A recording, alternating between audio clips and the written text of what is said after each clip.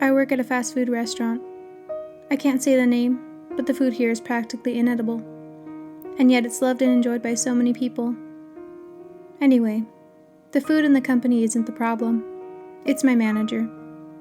He always brings his personal life drama to work with him and complains about it all day, instead of just bottling it up like the rest of us and being professional. I know everything about him. For example, he thinks his wife, Catherine, is cheating on him. Not that I'd blame her. He looks like he takes baths in our lard buckets, and he always smells like French fry oil and burnt food. But anyway, he said divorcing her would be an easy get out for her, and he wants her to quote-unquote suffer with him. He's a miserable creep who hits on any young girl he can to feel like he still has his masculinity, but his wife stripped him of that a long time ago. To be honest, I think she might be cheating too.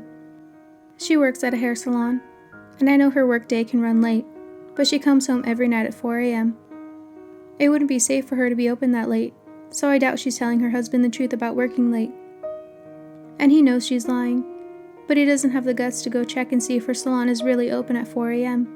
He just chooses to come to work and unload all his drama on the rest of us, instead of taking care of the problem.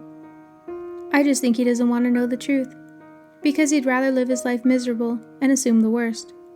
And as the saying goes, misery loves company, and he is certainly making the rest of us miserable. Why doesn't Catherine just divorce him, you may be asking? Well, because why would she? She takes his check and pays all the bills, only giving him a small allowance of it. And she gets to spend her own money on her and her boy toy. According to my manager, Richard, him and his wife don't sleep in the same room, or even see each other at all. She has him shacked up in the basement. There's a bathroom and kitchen down there, so he cooks for himself, and doesn't need to go upstairs to the main house. Or I should say, isn't allowed to go upstairs to the main house. Anyway, when Richard's miserable, he loves to torment us all. Aside from making our ears bleed with his complaining about his personal life, he monitors our bathroom breaks and times how long we're in there. If we're in there for even 5 minutes, he counts that as our break. Also, if he gives you a task, you have to do it as quickly as humanly possible, but even then, he's yelling at you that you're taking too long and threatening to give you a write-up for wasting company time. We just can't do anything right for him. Not to mention he talks about everyone behind their back. All day he just gossips about employees that aren't working that day. It's completely immature and unprofessional. I want to quit so bad, but I'm close with my coworkers, and other than my horrible boss, I like my job. It used to be chill and laid back, and an easy way to make money. I've worked here longer than my manager, because he came in and replaced the old manager that hired me. So why should I have to quit and leave a job I enjoy because of this guy? I was here first. I needed to do something, but for a while I felt helpless and wasn't sure what to do.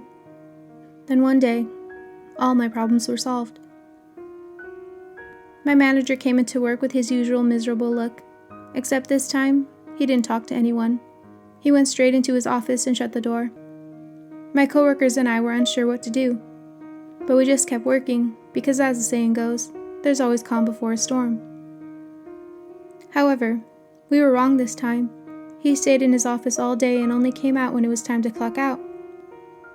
Then, my manager didn't come into work for the next 3 days. None of us knew what was going on, or what to do, so we just enjoyed our time at work while he was absent. Then on the 4th day, 2 detectives came into the restaurant. They asked to speak to all of us that were working, one by one. They asked us questions about our manager's behavior and his relationship with his wife. Of course, I wasn't about to lie to the detectives, so I told them the truth. They said they would follow up with us and tell us everything when they could. Another few days went by, and my coworkers were dying of curiosity, so they began searching news channel updates on their phones, and that's when they saw that Richard's wife, Catherine, had been brutally murdered at her salon. Richard was being held at the local police station because he was the main person of interest. However, Catherine's lover, whose name we found out to be Justin, was also a person of interest. The news called it a quote-unquote bloody affair. My coworkers began gossiping about who they thought did it. Most of them were positive it was Richard, because of how much he despised his wife for how bad she treated him. But others played devil's advocate and claimed it was the lover because Catherine wouldn't leave her marriage and he wanted her all to himself. However, I thought those assumptions were all too obvious.